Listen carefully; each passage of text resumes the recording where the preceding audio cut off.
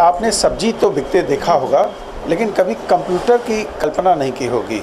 हमारे साथ एक युवक हैं अभिषेक शर्मा, जिन्होंने अपनी कल्पना को साकार किया है।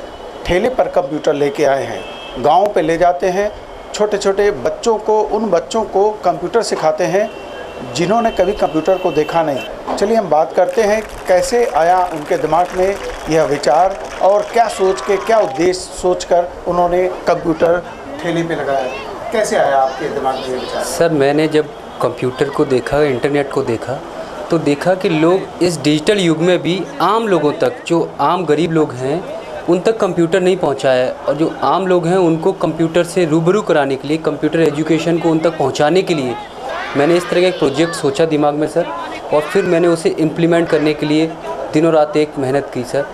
और उसके बाद मैंने जब इसे लॉन्च किया तो इतना अच्छा बेहतरीन रिज़ल्ट मिला मुझे कि लोगों को वाकई लगा कि कुछ हमारे लिए आ गया है। अभी इसकी पूंजी कहाँ से लाया सर? ये पूंजी सब मैंने अपनी पूंजी है सर। मैं जॉब करता था, वहाँ जॉब क्विट करके आया हूँ, और समाज के लिए, अपने देश के लिए कुछ करने के लिए मैंने इस तरह का प्रोजेक्ट लॉन्च किया है सर। मैं चाहता हूँ कि आम गांव के नागरिक तक, हमारे देश के वो लोग, आम लोग जो अभी तक कंप्यूटर अफोर्ड नहीं कर सकते हैं, कंप्यूटर नहीं खरीद सकते हैं, कंप्यूटर शिक्षा नहीं ले सकते हैं, मैं उन तक कंप्यूटर की शिक्षा और कंप्यूटर और इंटरनेट को पहुँचाना चाहता हूँ। ये कैसे, कितना लागत लगा, क्या क्या करते हैं, कहाँ से आपने पूंजी अरेंज किए, किसने किसने आपकी सहायता की? सर, इसमें, इस पूरे प्रोजेक्ट में लगभग 1 से 1.5 लाख रुपए तक की लागत आई है सर, और ये पूंजी सब मेरा सेविंग का है सर। मैं अभी तक जॉब किया हूँ 2 साल लगभग डिफरेंट सेक्टर्स में। उसके बाद मैंने जो सेविंग का मेरा जो पैसा था, मैंने इस प्रोजेक्ट में पूरा का पूरा लगा दिया सर, और उसके बाद मैंने ये प्रोजेक्ट सर लॉन्च किया। और एक डिफरेंट काइंड ऑफ सर, हम ट्रेंड सेटर हैं, डिफरेंट काइंड ऑफ प्रोजेक्ट है। इस तरह का इंटायर वर्ल्ड में कोई प्रोजेक्ट नहीं है जो ठेले पर, सब्जी वाले ठेले पर computer cyber cafe, high speed cyber cafe, उसके बिसाइड आपको scanning, photocopy, printing, fax, internet से जो भी दुनिया में चीज़ पॉसिबल है कंप्यूटर और इंटरनेट से, वो हम सब कुछ सुविधाएं दे रहे हैं आम नागरिकों को। जैसे आपको अपनी जॉब का स्टेटस जानना है, आपको ई रिटर्न फाइल करना है, आपको मोबाइल का बिल ऑनलाइन सबमिट करना है, आपको मेल करना है किसी को, फेसबुक के अलावा भी जो भी चीज़ पॉसिबल है इंटरनेट से, क्योंकि आज तक जो हमारा यूथ है जो कंप्यूटर चला रहा है वो ओनली फेसबुक ओरिएंटेड है। बस उनको कंप्यूटर की डेफिनेशन फेसबुक से स्टार्ट होती है, पर फेसबुक से भी ज़्यादा चीज़ें कंप्यूटर पे की जा सकती हैं, और संभावनाएं हैं सर, और लोग कर रहे हैं। पर दुर्भाग्य की बात है सर, हमारा यूथ जो इतना टैलेंटेड यूथ है वो बस फेसबुक पर आप इस सर्विसेज के लिए कितना पैसा लेते हैं? किस सर्विस के लिए कितना पैसा लेते हैं? सर, जैसे कि मैंने बताया आपको, मैं आपको ऑफिस सॉल्यूशन जितने भी हैं वो प्रोवाइड कर रहा हूँ। जैसे मैं फैक्स करते हैं या स्कैनिंग करते हैं उसका 10 रुपये लेता हूँ, फ़ोटोकॉपी और प्रिंट आउट करने का मैं 2 रुपये लेता हूँ सर। इंटरनेट चलाने के लिए, हाई स्पीड 3G इंटरनेट चलाने के लिए मैं मिनिमम 20 रुपये लेता हूँ लोगों से सर। और इस तरह का पूरा मैं आपको वीडियो कॉन्फ्रेंसिंग की भी फैसिलिटी प्रोवाइड करता हूँ। जैसे आपके मित्र हैं, रिलेशन मेट हैं, अमेरिका में बैठे हुए हैं, उनको मैं स्काइप पर चैट कराता हूँ, आपकी वीडियो कॉन्फ्रेंसिंग कराता हूँ, और उसका भी मिनिमम 15 मिनट का मैं 20 रुपये लेता हूँ सर। तो ये आप कितने लोगों को एम्प्लॉय किया है, क्या लागत आती है, क्या आउटपुट आ रहा है आपका? अभी तक इस पूरे प्रोजेक्ट में मैंने सर, ये पहला प्रोजेक्ट है मेरा, पहला ठेला है, इसमें मैंने 2 एम्प्लॉय को सर एम्प्लॉयड किया हुआ है। पहला एम्प्लॉय नॉन टेक्निकल है जिसका काम बस ठेले को खींचना है बस।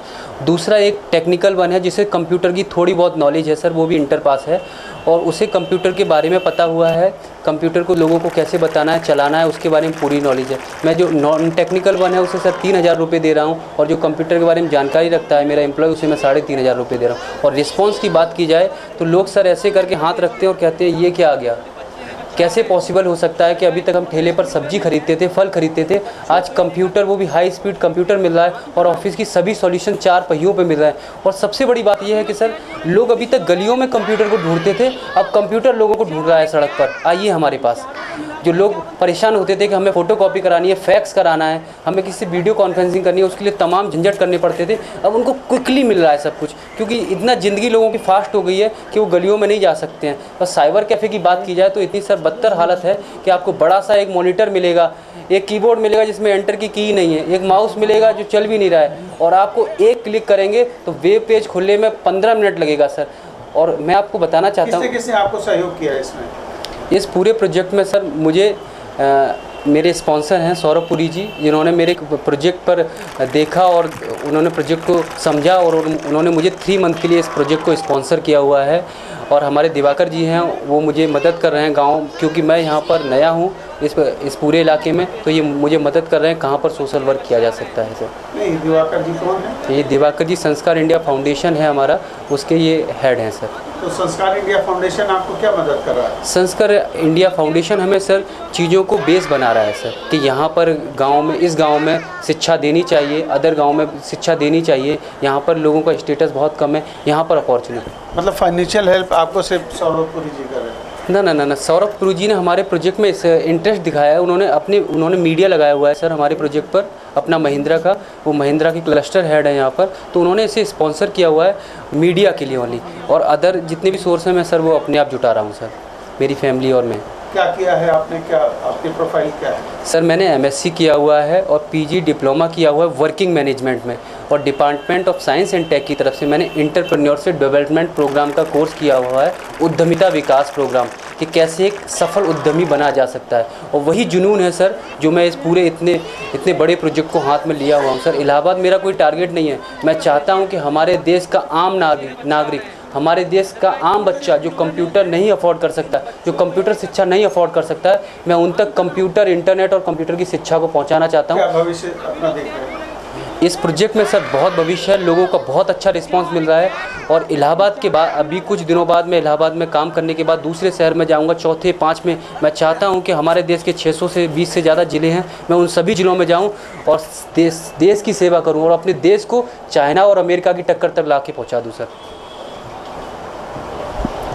संस्कार इंडिया फाउंडेशन ने क्या मदद की, क्या एम लेकर ये अभिषेक शर्मा जी की मदद की आपने? संस्कार इंडिया फाउंडेशन एक्चुअली 3 क्षेत्रों में काम कर रही है जी, अपने एग्रीकल्चर, अपना culture and heritage and education के फील्ड में। तो जब मैंने इनका प्रोजेक्ट देखा तो मुझे लगा कि ये शिक्षा के लिए ये हमारी मदद कर सकते हैं, क्योंकि मैं रूरल एरियाज़ में उनके डेवलपमेंट के लिए काम कर रहा हूँ।